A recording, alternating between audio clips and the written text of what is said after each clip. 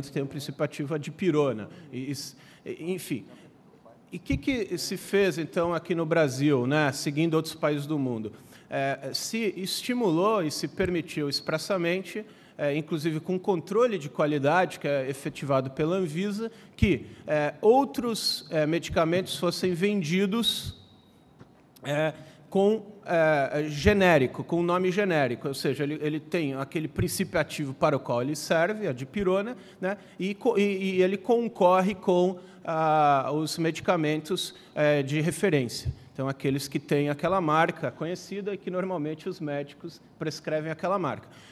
Então, se previu a possibilidade, então, da introdução do medicamento genérico, se estabeleceu o controle de qualidade pela Anvisa para ter certeza que aquele que é o chamado bioequivalência, ou seja, o medicamento ele deve servir efetivamente como o de referência para aquela doença, e se estimulou a que se receitasse. Então, por exemplo, na rede pública, no SUS, os médicos são obrigados a colocar, além do medicamento, na verdade, eles têm que colocar o princípio ativo e não o medicamento de referência. Então, mas por que eu estou falando tudo isso, né? E parecendo uma palestra sobre medicamentos? O PROCON de São Paulo, nós, pela importância, começamos em 2010, esse ano, a fazer uma pesquisa sobre preços de medicamentos vendidos em farmácia. E uma primeira constatação foi que, em média, os medicamentos genéricos custavam, em média, 54% mais baratos do que os medicamentos de referência, sendo que, em relação a um deles, a maior diferença foi constatado 72% de diferença, ou seja, uma diferença muito grande, né? E aí, então, foi uma política pública que, obviamente, introduziu maior concorrência e fez isso.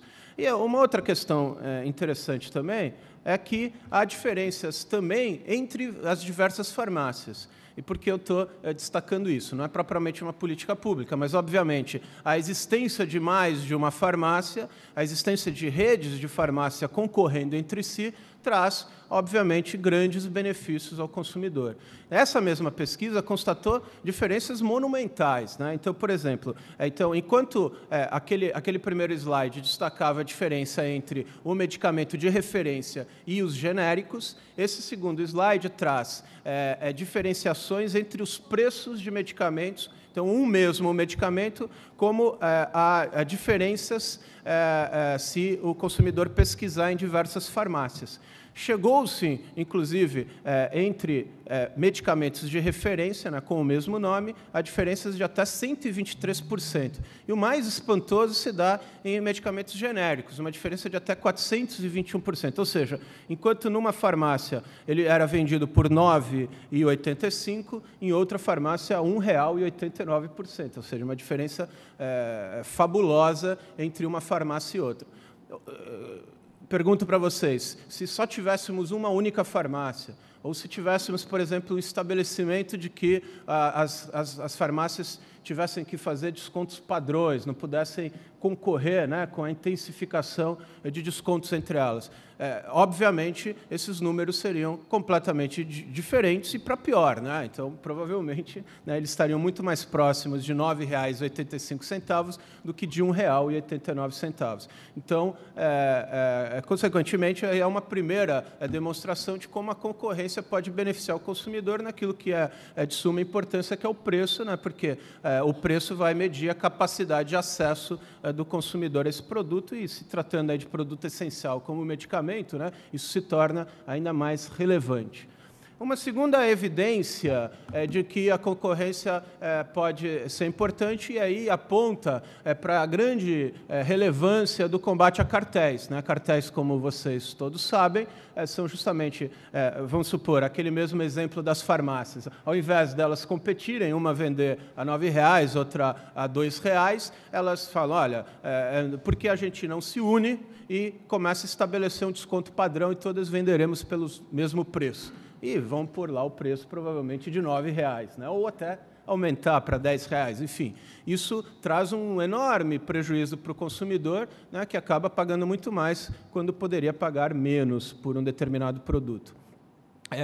E aqui eu trouxe uma evidência concreta de uma operação que contou, inclusive, e ela é bastante interessante porque ela congregou nessa operação tanto a Autoridade Federal de Combate a Cartéis, né, a Secretaria de Direito Econômico, mas ela congrega também a Polícia Federal, congrega o Ministério Público Federal, o Ministério Público Estadual, lá da Paraíba, o PROCON da Paraíba, ou seja, inclusive dentro de um sistema que eu acho que é o mais adequado para combate a esse tipo de infração, que é a colaboração intensificada entre diversos órgãos.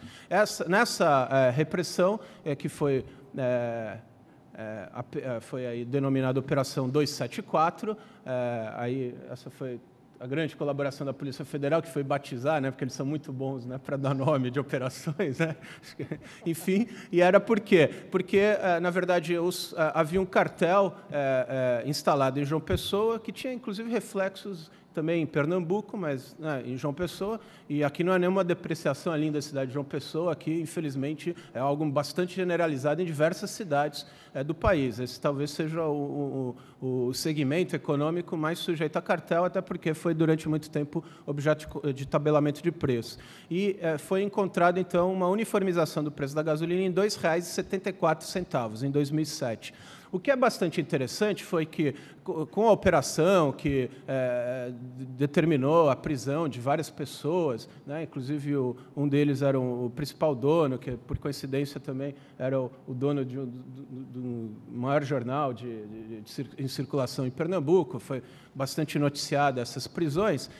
Uma coisa muito interessante, que acho que dá a prova de que efetivamente havia um cartel, foi que, após a operação, nos dias que seguiram a operação, né, de R$ 2,74, a gasolina baixou para R$ 2,19 em média. Também não foi um preço idêntico, né, senão apenas provaria, né, de que o cartel ainda continuava atuando. Houve dispersão de preço, só que a média foi de R$ 2,19. Então, uma economia muito significativa para o consumidor, né, um produto bastante importante, aí, o combustível, e uma pesquisa, eu, consultando na internet, né, vi que houve uma reportagem aí, por ocasião aí, dos 3 anos dessa operação, e que estima-se aí uma economia de mais de 75 milhões de reais para o consumidor.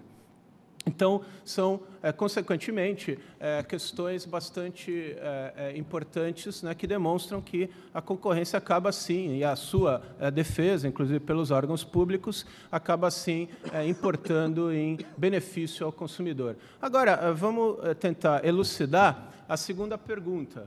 Ou seja, eu tentei demonstrar, espero ter convencido alguns de vocês, né, que a concorrência e a sua defesa é importante para o consumidor. Mas será que o bem-estar do consumidor, ou seja, o interesse específico do consumidor, ele tem relevância para a defesa da concorrência?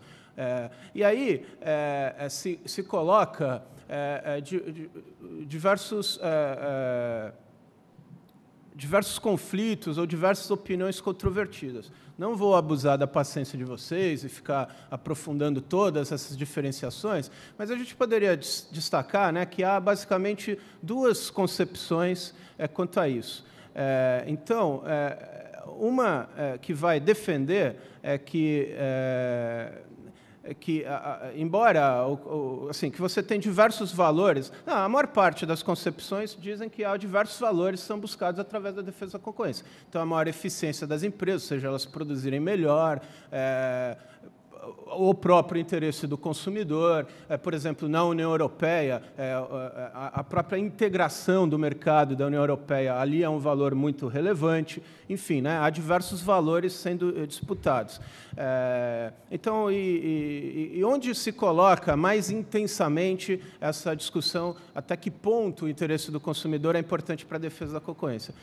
Eu poderia aqui citar diversas questões, até mesmo repressão a cartel seria uma boa discussão, mas acho que entendo que o ponto mais aprofundado dessa discussão dá-se nos chamados controle de ato de concentração. Para não assustar ninguém, né, quase uma maldade falar em controle de ato de concentração após o almoço, né, o que é o controle de ato de concentração? São as fusões empresariais.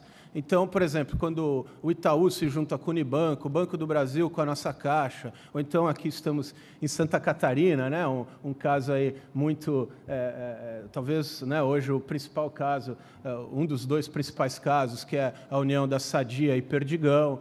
Temos aí, vendo o Walter aqui, né, a questão da Oi e da Brasil Telecom, né, que criou a Broi, né, a famosa Broi.